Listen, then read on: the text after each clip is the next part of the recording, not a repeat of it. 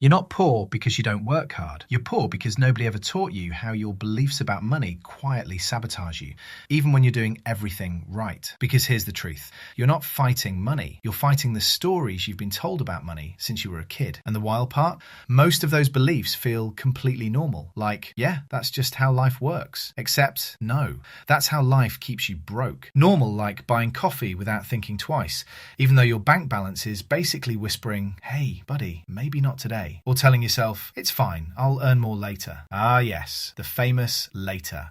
The same later that has ruined more bank accounts than bad investing ever has. Honestly, later is the financial version of, I'll start the diet on Monday. We all know how that goes. My name's Ian. I break down how money actually messes with your brain. And today, I want to show you 10 money beliefs that quietly keep smart, hardworking people stuck. Not broke, not lazy, just looping. If any of these feel familiar, yeah, that's the point. Because once you see these beliefs, you can't unsee them. And that's when money finally starts behaving differently. Let's start with belief number 1. This one sounds responsible, sensible, even smart, and it might be the most dangerous one of all. Belief number 1. More money will fix everything. This one feels so logical, so obvious, that most people never question it. If I just had more money, everything would finally calm down. But here's the twist. More money doesn't fix money problems, it amplifies them. If you overspend at $2,000 a month, you'll overspend at $20,000 a month. If you avoid looking at your bank balance now, you'll avoid it even harder when the numbers get bigger.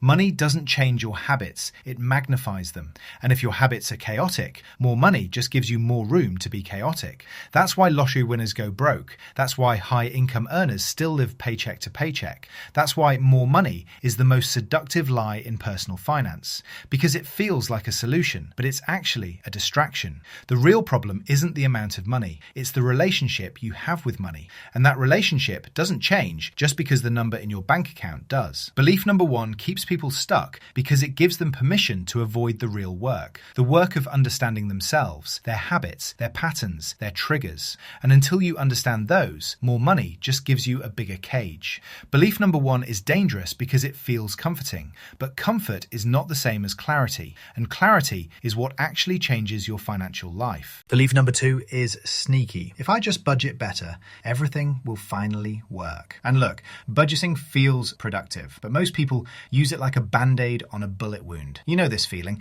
You make a beautiful budget, then life laughs and sends 3 surprise bills. Or you tell yourself, this month I'll be disciplined. Then your friend texts, drinks tonight? And suddenly your perfect budget is crying in the corner like a toddler with a broken toy. Here's the truth. Budgeting doesn't fix overspending. It just documents it in prettier colours. If you overspend £200 every month, a budget won't magically turn that into £0. It just shows you the overspending in a nicer font, and sometimes with pastel highlights. And here's the kicker. Most people don't have a budgeting problem. They have a behaviour problem, like buying a car because the monthly payment looks manageable, not realising the insurance doubles it, or getting a mortgage because the bank approved it, investing £500 in crypto because your cousin said it's guaranteed, then watching it drop 40%. Budgeting doesn't stop these decisions.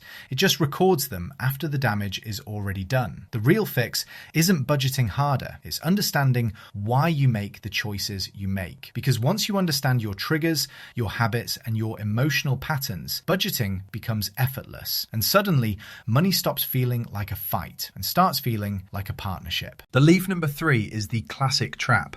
I'll start saving when I earn more. But here's the twist. When people earn more, they usually just spend more automatically. It's called lifestyle creep. Your income rises and your expenses quietly rise with it. You get a raise and suddenly your coffee becomes $4.50 instead of $2.50. Your rent jumps because you deserve a nicer place now. Your car gets upgraded too.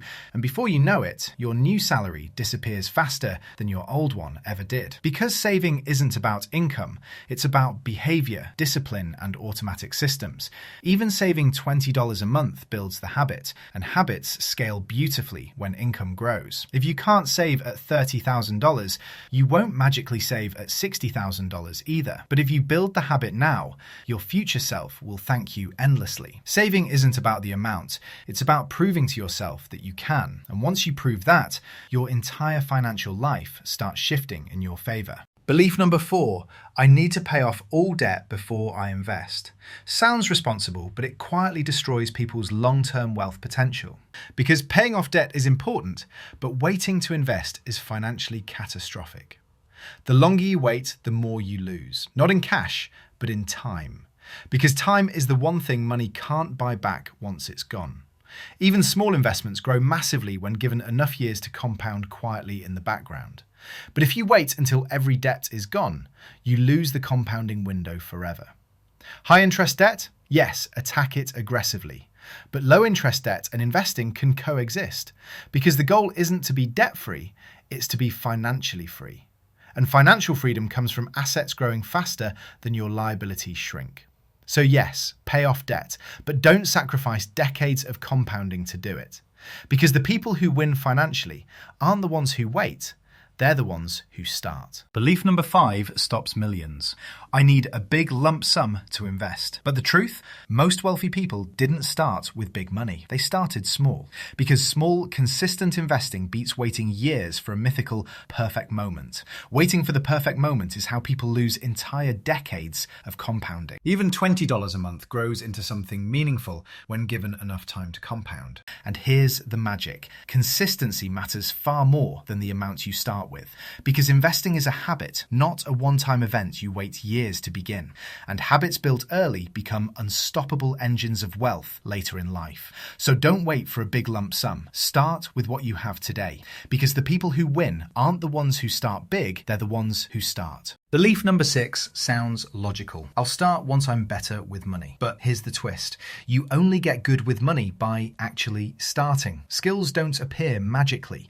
They grow through tiny reps, tiny wins, tiny decisions. You don't learn to drive by reading a manual. You learn by getting in the car. Money works the same way. Clarity comes from action, not waiting for perfection. And perfection is the enemy of progress.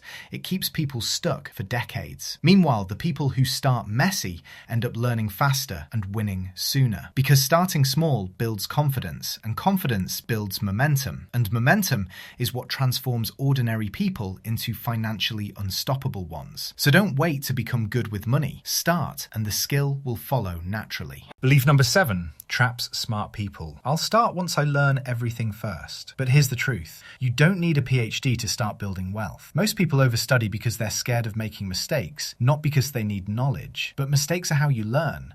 And small mistakes early are incredibly cheap. Waiting until you know everything guarantees you'll never start, because the learning never ends. Meanwhile, the people who start early learn faster, grow faster, and win sooner. Because real financial skill comes from doing, not from reading endlessly about doing. And once you take that first tiny step, everything becomes clearer, simpler, and less scary. Because clarity doesn't come before action, it comes because of action. So stop waiting to know everything. Start, and the knowledge will follow naturally.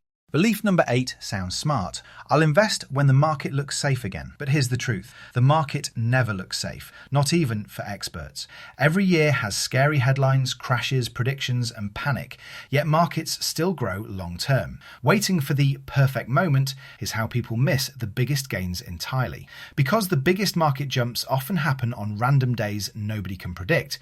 And if you're sitting on the sidelines, you miss those days completely. The people who win aren't the ones who time the market. They're the ones in it, because consistency beats timing every single time across every single decade. Even professionals can't predict the perfect moment, so why expect yourself to? So stop waiting for the right conditions. Start and let time do the heavy lifting. Belief number 9 whispers, wealth is mostly luck, timing, or being born fortunate. But luck is wildly overrated. Consistency beats luck in every real-world wealth story. The people who win aren't lucky. They're consistent, patient, and willing to start small. Luck feels magical, but habits are what actually compound into life-changing results. And habits don't require luck. They require tiny, repeatable actions anyone can do. Luck might give someone a head start, but discipline determines who finishes the race. Because wealth isn't a lottery. It's a system built on behavior, not chance. And systems don't care about luck. They reward consistency, time, and emotional control. So stop waiting for luck. Build habits, build systems, and luck becomes irrelevant. Because the people who win financially aren't lucky. They're consistent enough to not need luck. Belief number 10 hits hardest.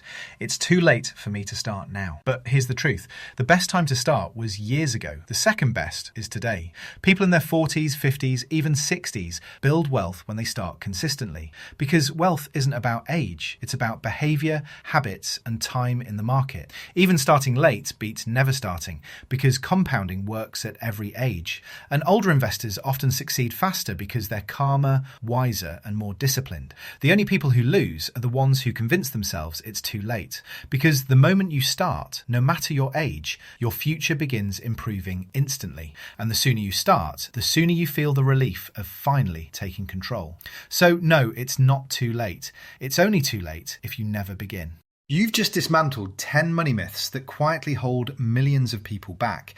And if you're still here, it means you're ready for real financial change. You don't need perfection, luck, or a big salary. You just need to start. Start small, start messy, start imperfect, but start today, not someday. Because the moment you start, your future begins shifting quietly and powerfully in your favor. Wealthy people don't wait for permission or certainty. They take consistent action. And now you can too, with clarity, confidence, and a simple plan forward. If this helps you rethink money, share it with someone who needs this shift. And if you want more simple, honest financial guidance, you know what to do next. Your financial future doesn't start next year or someday. It starts right now.